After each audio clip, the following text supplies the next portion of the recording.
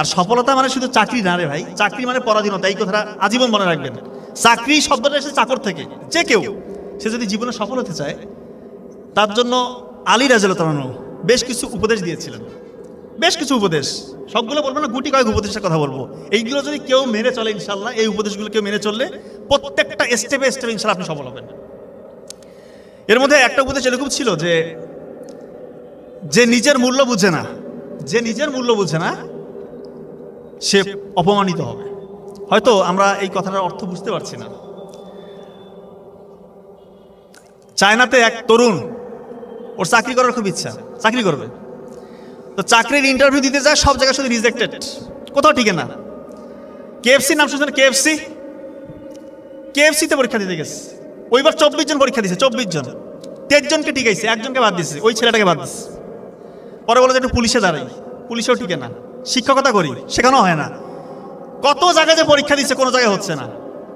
পরে সে মন খারাপ করে একটু চিন্তা করলো যে আসলে কোন জায়গায় সমস্যা, কেন হচ্ছে না।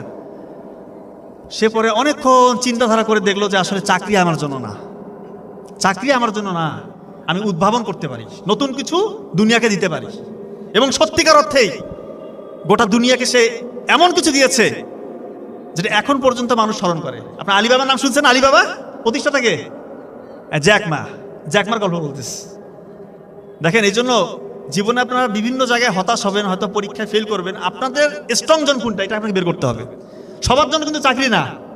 আমরা তো সবাই মনে করি শুধু বিসিএস ক্যাডার হবো, বিসিএস ক্যাডার হবো, এই চাকরি করবো, সেই চাকরি করবো। আপনার যদি স্ট্রং জন চাকরি না হয়, চাকরি পরীক্ষা না হয়, আপনি কেন এটাতে যাবেন? আপনি আগে খুঁজে বের করেন আপনার উইকনেস কোনটা, আপনার স্ট্রং জোন কোনটা। আপনার যেটা স্ট্রং জোন, আপনি সেখানে যান, ওইখানে আপনি অনেক কিছু করতে পারবেন। আপনার হয়তো উইকনেস, আপনি চাকরি পরীক্ষাতে ভালো করতে পারবেন না, এরকম অনেকেই আছে ট্যালেন্টেড, বাট পরীক্ষায় ভালো করে না, বা ভাইবাতে গিয়ে ঘাবড়ে যায়, ভালো করতে পারে না। আপনি হয়তো অন্য কোনো একটা স্ট্রং জোন আপনার আছে, আপনি ওইটাতে আগান। এই ভুলটা করবেন না। আপনার একজন বন্ধু বা কাছের মানুষ হয়তো বা বিশেষ কাটা হয়েছে, আপনাকে হয়তো এটা এরকম না। দুনিয়াতে অনেক কিছু করার আছে। আর সফলতা মানে শুধু চাকরি না রে ভাই, চাকরি মানে পরাধীনতা। এই কথাটা আজীবন মনে রাখবেন। চাকরি শব্দটা এসে চাকর থেকে।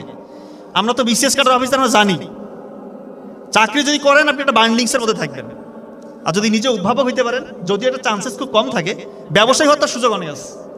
দেখেন যে ব্যবসায়ী হওয়া যায় কিনা, এখানে আল্লাহ তাআলার বরকতও আছে, আপনার স্বাধীনতাও আছে। আপনি নিজেই বস। ওই জিহুজু করতে হবে না আপনাকে। চাকরি করবেন মানে আপনি জিহুজুর।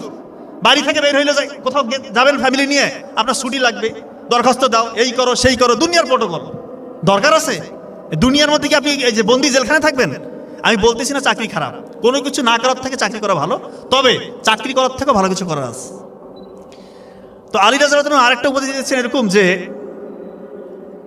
যে কঠোর পরিশ্রম করে আল্লাহ তাআলা তার জন্য পথ খুলে দেয়।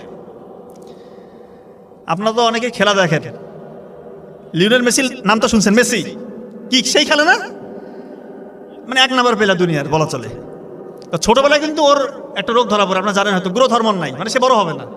ওরকম ওই হরমোনের যদি তাকে দেওয়া না হইতে বাইরে থেকে, তার কিন্তু খেলার কোনো সুযোগই ছিল না। তো যাই হোক, ভাগ্যক্রমে বার্সেলোনার চোখ তার উপর পড়ছে, ওইখান থেকে তুলে নিয়ে যেয়ে চিকিৎসা করছে। কিন্তু তারপরও বিশ্বের মধ্যে 1 নাম্বার প্লেয়ার হবে এইটা কিন্তু হওয়া সম্ভব হয়েছিল না। কিন্তু পরিশ্রম, এমন পরিশ্রম করছে, দেখেন কোন জায়গায় গেছে। আর একটা বিশ্বকাপ মনে হয় খেলবে, মনে হয় বিশ্বকাপটা নিবেও, আই ডোন্ট নো যে নিবে কিনা, তবে যেভাবে খেলতেছে মনে নিয়ে নিবে। আরেকজন কথা বলি, ক্রিস্টিয়ানো রোনালদো, ওরও অনেক ভক্তকুল আছে।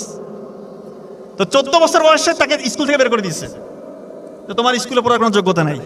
15 বছর বয়সে হার্টের একটা মেজর সমস্যা, হার্টের অপারেশন করলে ডাক্তার বলতেছে তুমি কখনোই খেলাধুলা করবা না, মানে কম্পিটিটিভ খেলা তো দূরের কথা, সাধারণ খেলাধুলা তুমি করবা না।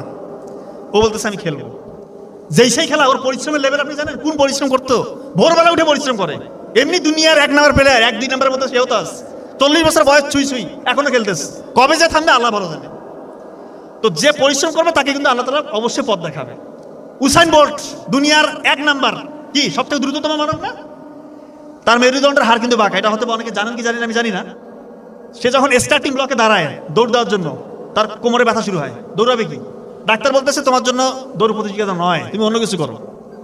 ওর এতই মনোবল চাঙ্গা, সে বলতেছে আমি দৌড়াবো। শুধু দৌড়াবো তাই না, দুনিয়ার মধ্যে 1 নাম্বার দ্রুততম আমি হবো, এতটাই কনফিডেন্স লেভেল এবং এত পরিশ্রমী। দেখেন দৌড় প্রতি, আমি তার কয়েকটা দেখছি দৌড়ার আগেই উদযাপন শুরু। দৌড় মানে প্রতিযোগিতা শুরু হয়েছে তার আগেই উদযাপন, আর অন্যরা তো এমনি ভয় পেয়ে যাবে, কি রে ভাই প্রতিযোগিতা শুরুর আগে উদযাপন, এবং আসলে সে প্রতিটা প্রতিযোগিতায় ফার্স্ট হয়ে যায়।